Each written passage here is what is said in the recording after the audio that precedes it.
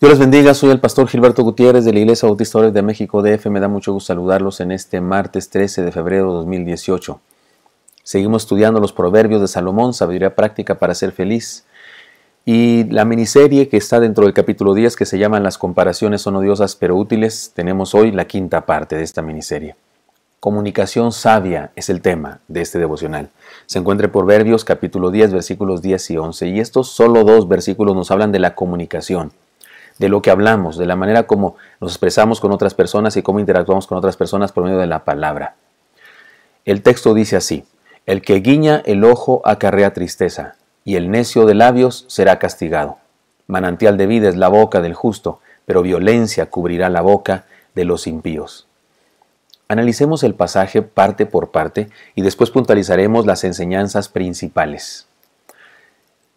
El que guiña el ojo acarrea tristeza, dice el versículo 10, y el necio de labios será castigado. El acto de guiñar el ojo puede significar dos cosas. Primera opción: hacerse de la vista gorda, es decir, darle poca importancia a los problemas, hacerse el desentendido de los problemas, los pecados, la maldad, no atender a su debido tiempo las deficiencias o los problemas de carácter, no crecer, por lo tanto, no madurar y no incomodarse por ello. O sea, como dicen algunos jóvenes, X, que significa que no me importa. La opción 2, esto de guiñar el ojo puede significar el acto de confabularse por medio de señales con otros para hacer maldades.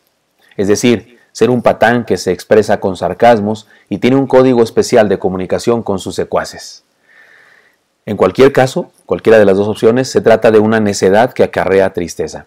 Por otro lado, este mal se relaciona con la comunicación irreverente del necio que solo habla por hablar o que no es prudente al hablar, que cuando habla destila necedad e insensatez. En este caso, nos dice que el resultado es castigo, reprensión, es decir, consecuencias negativas siempre. En este versículo 10 solo aparecen la descripción del mal comportamiento y las circunstancias de una actitud necia, a diferencia de los otros proverbios en donde en el mismo versículo había un comparativo entre lo que hace el necio y lo que recibe, y lo que hace el sabio y lo que obtiene. Es decir, se los ponía en contra como en un cuadro, las dos cosas del necio y del sabio, pero en este verso 11 se regresa al modelo anterior, pero en este verso 10 no sucede tal cosa, solamente se habla de las cosas necias. Pero cuando pasamos al versículo 11, se regresa al modelo anterior y en su primera oración aborda el resultado de la vida del sabio y después las consecuencias en la vida del necio. Leamos el versículo 11, que digamos que sigue el modelo de los versículos anteriores, excepto el 10. Dice así, versículo 11, primera parte: manantial de vida es la boca del justo. También puede interpretarse de dos maneras esta idea.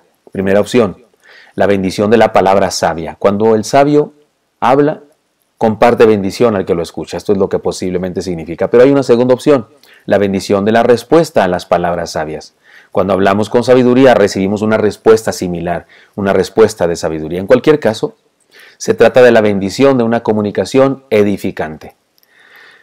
La siguiente parte del versículo sí constituye un contraste entre los resultados de ser sabio y necio. Esta primera parte del versículo que leímos habla de las palabras sabias y el resultado, pero ahora miren lo que nos dice: pero violencia cubrirá la boca de los impíos. También puede interpretarse de dos maneras diferentes. Primera opción: la necedad de la violencia verbal que se dice, es decir, el necio golpea con sus palabras. Y usted sabe que no es lo mismo dar una manzana que dar un manzanazo. El necio da manzanazos, no da manzanas. Segunda opción: la violencia que se recibe. La necedad acarrea violencia. Si alguien habla con violencia, recibe violencia. Así es que el pasaje tal vez se refiere a una de las dos cosas o a las dos cosas. En cualquier caso, se trata de la maldición de una comunicación inadecuada. He aquí las enseñanzas importantes. Puntualicemos las enseñanzas importantes que estos dos pequeños versículos nos enseñan. Primera de ellas: la comunicación sabia alegra la vida. Una comunicación sabia es directa, veraz, respetuosa. Una comunicación sabia está ausente de insinuaciones. No hay cosas como que yo entendí, tal vez, creo que me dijiste. No hay insinuaciones. Hay una comunicación directa, veraz, respetuosa. Y una comunicación sabia es un instrumento para alegrar la vida. Nos comunicamos para alegrarnos la vida. Aun cuando decimos noticias tristes, el hecho de que las digamos nosotros con esperanza, con amor, con solidaridad, pueden hacer que el momento doloroso sea menos doloroso por nuestra manera de comunicar esa palabra. Entonces la comunicación sabia alegra la vida en todos los casos. En segundo lugar, la comunicación sabia genera vida, evita la violencia de la necedad, nos libra de las consecuencias nefastas de un pleito, una amargura, un quebrantamiento de las relaciones interpersonales.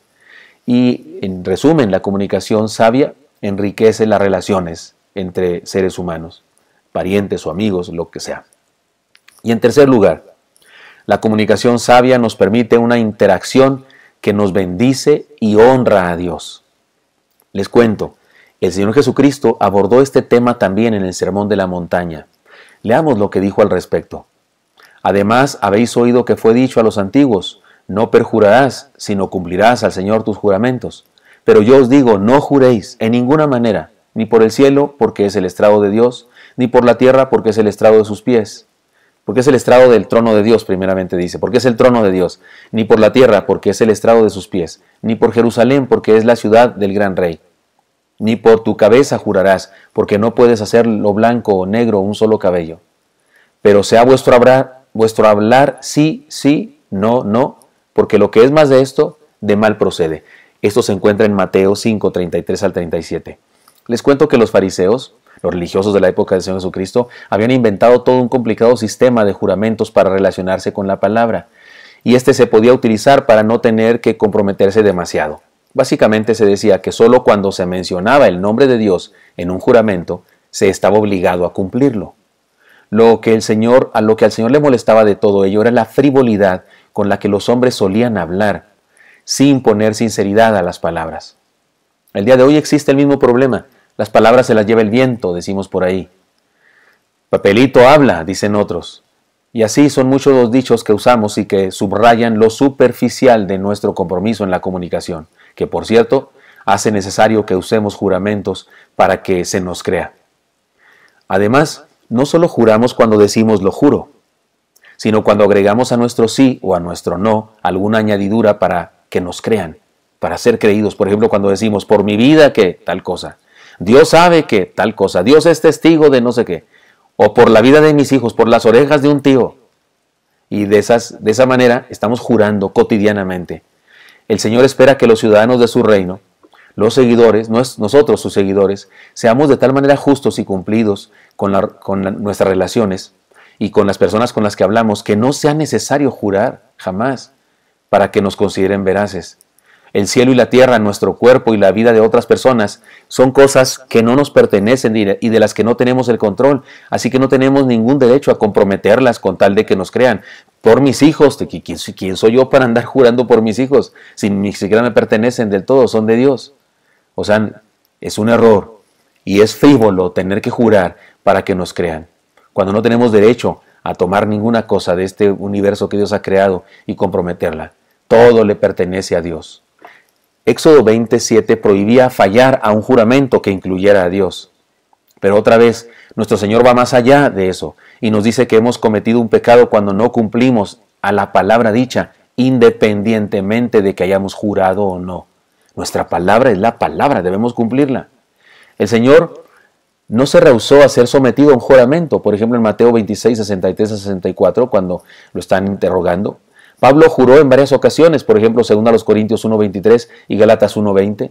Así que no se trata de condenar todo juramento, pero sí se trata de una demanda hacia un compromiso más serio en nuestra comunicación, que ni haga falta jurar, porque somos veraces, porque somos auténticos.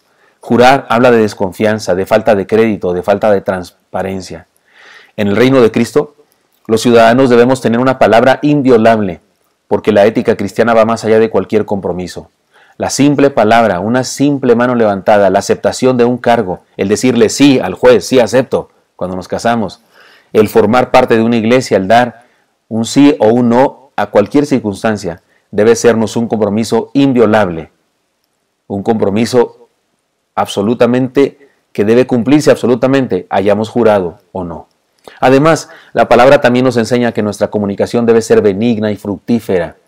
Es decir, debe provocar alegría y generar vida abundante en los demás. Leamos lo que dice Pablo. Sea vuestra palabra siempre con gracia, sazonada con sal, para que sepáis cómo debéis responder a cada uno.